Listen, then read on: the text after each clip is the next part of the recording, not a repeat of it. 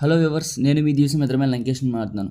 మనం ఈ వీడియోలో ప్రస్తుతం కొనసాగుతున్న అల్పపీడన ప్రభావం వల్ల మనకి ఎక్కడెక్కడ వర్షాలు నమోదవుతాయి, ఎక్కడ భారీ వర్షాలు నమోదవుతాయి, అలాగే ఈ అల్పపీడనం ఎక్కడ తీరాన్ని దాటుతుంది అన్న దాని గురించి వివరంగా ఈ వీడియోలో అందిస్తాను.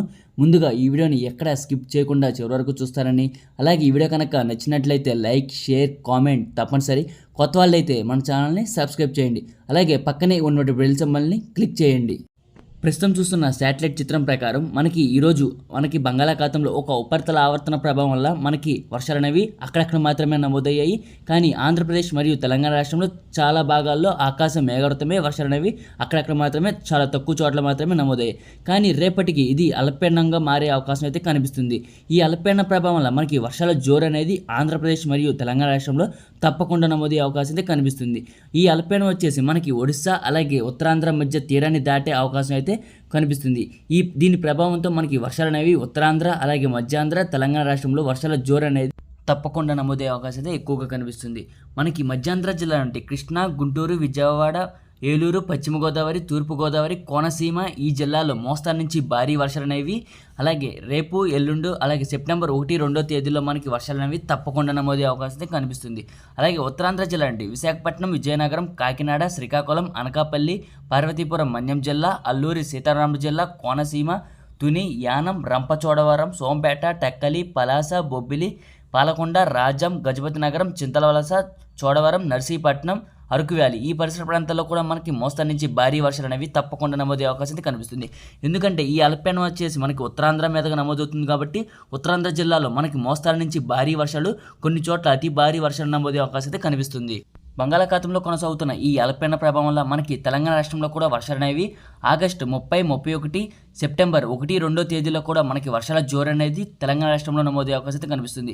తెలంగాణ రాష్ట్రంలో ఎక్కడెక్కడ వర్షాలు నమోదవుతాయి, ఎంత మేర వర్షాలు నమోదవుతాయి అన్న దాని గురించి ఒకసారి వివరంగా అందిస్తాను. అలాగే వికారాబాద్, సంగారెడ్డి, కామారెడ్డి, నిజామాబాద్, మెదక్, మేడ్చల్, మల్కాజ్గిరి, జోగులాంబ, గద్వాల్ జిల్లా, ఆదిలాబాద్, ఆసిఫాబాద్, మంచిర్యాల, పెద్దపల్లి, జయశంకర్, భూపాల్పల్లి, రాజన్న, సిరిసిల్ల, సిద్దిపేట, వరంగల్, మెదక్, ఖమ్మం, భద్రాద్రి కొత్తగూడెం, ములుగు, నల్గొండ, యాదాద్రి భువనగిరి ఈ జిల్లాలో కూడా మనకి మోస్తరు నుంచి భారీ వర్షాలు, కొన్ని చోట్ల అతి భారీ వర్షాలను నమోదయ్యే అవకాశం అయితే తెలంగాణ రాష్ట్రంలో కనిపిస్తుంది. అలాగే హైదరాబాద్ నగరంలో కూడా వర్షాల జోరు అనేది తప్పకుండా నమోదయ్యే అవకాశం అయితే కనిపిస్తుంది. రాయలసీమ జిల్లాలో మనకి చల్లటి వాతావరణం అనేది కొనసాగుతుంది. కానీ అక్కడక్కడ మాత్రమే వర్షాలు అనేవి తిరుపతి, చిత్తూరు, అన్నమయ్య, సత్యసాయి, కడప, కర్నూలు, నంద్యాల, అనంతపురం ఈ జిల్లాలో మనకి అక్కడక్కడ మాత్రమే వర్షాలు అనేవి నమోదయ్యే అవకాశం అయితే కనిపిస్తుంది. కొన్ని భాగాల్లో వర్షాలు నమోదవుతాయి, కానీ చల్లటి వాతావరణం అనేది కొనసాగుతుంది. అలాగే ప్రకాశం జిల్లాలో కూడా మనకి చల్లటి వాతావరణం కొనసాగుతుంది, అక్కడక్కడ మాత్రమే వర్షాలు అనేవి నమోదవుతాయి. కానీ మనకి వర్షాల జోరు అనేది మధ్యాంధ్ర, ఉత్తరాంధ్ర, తెలంగాణలో ఎక్కువగా నమోదయ్యే అవకాశం అయితే కనిపిస్తుంది. ఈ వర్షాలు అనేవి ఈ అల్పపీడన ప్రభావం వల్ల వర్షాల జోరు అనేది తప్పకుండా నమోదయ్యే అవకాశం అయితే ఆగస్టు 30, 31, సెప్టెంబర్ 1, 2 తేదీల్లో వర్షాలు అనేవి తప్పకుండా 100% నమోదయ్యే అవకాశం అయితే కనిపిస్తుంది. కానీ సెప్టెంబర్ 3, 4, 5 తేదీల్లో అక్కడక్కడ మాత్రమే, కొన్ని చోట్ల మాత్రమే వర్షాలు అనేవి నమోదయ్యే అవకాశం అయితే కనిపిస్తుంది. భారీ వర్షాలు వచ్చేసి ఆగస్టు 30, 31, 1, 2 తేదీల్లో తప్పకుండా నమోదయ్యే అవకాశం అయితే కనిపిస్తుంది.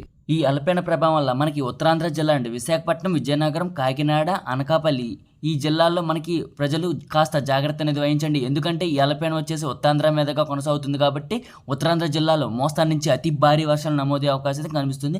అలాగే మధ్యాంధ్ర జిల్లాలో కూడా వర్షాల జోరు అనేది విజయవాడ, కృష్ణా, అలాగే ఏలూరు జిల్లాల్లో వర్షాలు అనేవి తప్పకుండా నమోదయ్యే అవకాశం అయితే కనిపిస్తుంది. కాబట్టి ప్రజలు, రైతులు కాస్త జాగ్రత్త అనేది వహించండి. ఎందుకంటే వర్షాల జోరు అనేది అధికంగా నమోదయ్యే అవకాశం అయితే కనిపిస్తుంది. ఎందుకంటే ఈ అల్పపీడనం వచ్చేసి మనకి ఒడిశాను ఉత్తరాంధ్ర మీదుగా కొనసాగుతుంది కాబట్టి వర్షాలు అనేవి 100% నమోదయ్యే అవకాశం అయితే పూర్తిగా కనిపిస్తుంది. వర్షాల జోరుతో పాటు మనకి అక్కడక్కడ మాత్రమే ఉరుములు మెరుపులతో వర్షాలు అనేవి నమోదవుతాయి. ఈ అల్పపీడన ప్రభావం వల్ల మనకి ఎక్కడెక్కడ వర్షాలు నమోదవుతాయి, ఎక్కడ భారీ వర్షాలు నమోదవుతాయి అన్న దాని గురించి ప్రతిరోజు మనం యూట్యూబ్ కమ్యూనిటీలో అప్డేట్ అనేది ఇస్తూ ఉంటాను, గమనించండి. అలాగే ఈ అల్పపీడన ప్రభావం వల్ల మనకి మధ్యాంధ్ర, ఉత్తరాంధ్ర, అలాగే తెలంగాణ ప్రజలు, రైతులు కాస్త జాగ్రత్త అనేది వహించండి. అలాగే మనకి రానున్న రోజుల్లో వాతావరణ పరిస్థితులు ఏ విధంగా నమోదవుతాయి అన్న దాని గురించి ఈ అల్పపీడనం బలపడినాక మనం వీడియో అనేది తప్పకుండా అందజేస్తాను. ప్రజలకు, రైతులకు వాతావరణ సమాచారాన్ని అందిస్తాను. ఈ వీడియో కనుక మీకు నచ్చినట్లయితే లైక్, షేర్, కామెంట్ తప్పనిసరి. కొత్త వాళ్ళైతే మన ఛానల్ని సబ్స్క్రైబ్ చేయండి మరిన్ని వీడియోల కోసం. Thanks for watching this video.